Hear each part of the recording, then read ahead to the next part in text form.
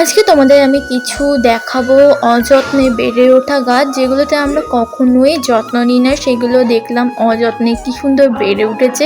আর সেই গাছগুলো আমার বাড়ির পেছনেই আছে, তাই ভাবলাম চলো তোমাদের সাথে শেয়ার করি। আর এখানে অনেক রকম গাছ আগে ছিল, কিন্তু তার মধ্যে মানে কিছু গাছই আছে, কারণ বৃষ্টির জন্য অনেক গাছ মারা গেছে।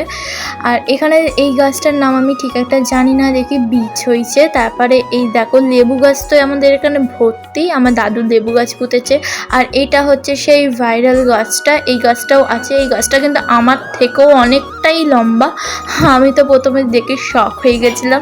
তারপরে দেখলাম কত লেবু গাছ আর এখানে টবে ভর্তি। আর আমি ছাদে গাছ পোঁতার সময় টব পাই না খুঁজে, দাদু সব টব এনে এখানেই মানে বসিয়ে দিয়েছে। তারপর দেখি ভর্তি তো এখানে লেবু গাছ। আর দেখো কি সুন্দর অযত্নে, আমি কোনো জলও দিই না, কোনো যত্নও নিই না, কিন্তু তাও সত্ত্বেও পাতাগুলো কি সুন্দর দেখতে লাগছে।